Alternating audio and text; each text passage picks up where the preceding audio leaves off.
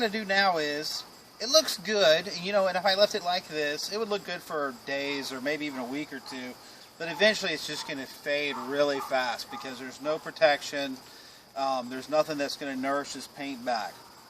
So this is where the polishing phase of this comes in. And this is where you got to be really particular about the polish. I use the mirror glaze. This is the same family that the compound's coming off of. And as you see, this has a light cut, which means any superficial scratches that are left, it's going to go ahead and bring back out. Now, the wool pad, like I said before, is for compounding. Now, polishing, this is the 8000 polishing pad. This is a Meguiar's. I use them all the time. I do them and wash them. Mine don't even have the yellow color anymore, but buy them anywhere. Same principle, guys. You're going to apply this and you're going to run your machine at the slowest level possible. And what it's going to do is, take a look down here. You're going to see a couple little areas that are still just slightly dull. And you're going to have swirl marks all in this thing. They will get more progressive as the day goes on. But right now you can't really see them that well. But if I didn't do this, this thing would just be covered with swirl marks. And the deepness of this is going to fade very, very fast. So now it's really important, now that I've taken the time to compound this, I'm going to polish it out. And I want you just to really pay attention to the color now as we go into the next side of this thing. Go ahead and suit up here.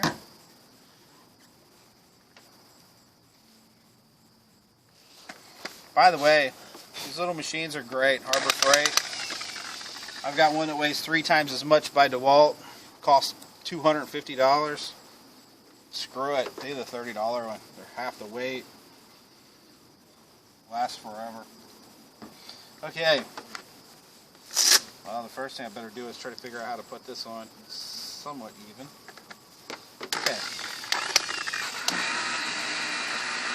Well, how this works is, kind of focus in on, I want you to focus in and kind of see how much pressure I'm putting here. I'll kind of leave just a little bit into it. And you're going to see this is just kind of putting a haze wherever I'm actually polishing.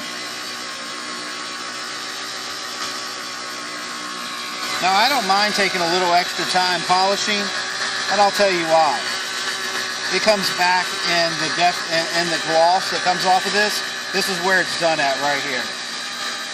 This is that shine that everybody wants for their hot rod. This is the shine everybody wants for their new car.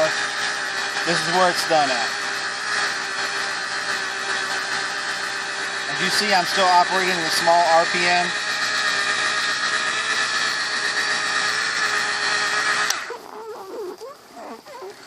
Don't want to splatter that. That's a little secret you can use too. Just kind of smear it there.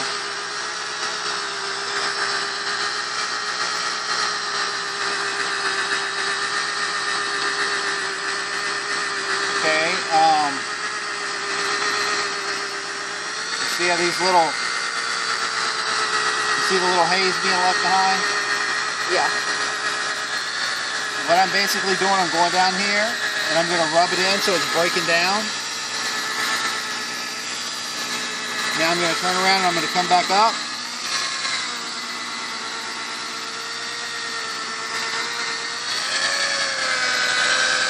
And just like the compound, I'm going to let her spin a little freer, because I'm breaking down that polish. I'm just breaking down and breaking down. I feel like this is a really boring video, and I'm sorry about that. But I don't know how you really make both in the car interesting. Well, it's interesting because they don't have to go and spend a fortune having a paint job done on their car that they're keeping, or if they are reselling their car and they want to add some more value to that, this will help them. That's right. Okay, so this polishing on this side, if you see, it takes about the same length of time that it takes the compound, which is not very long.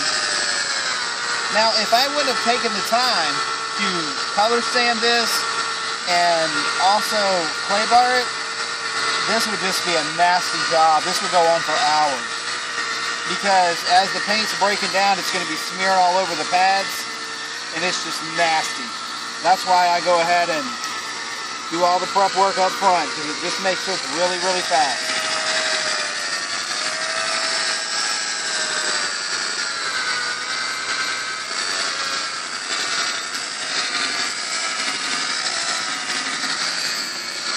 Okay, so let's see what it looks like.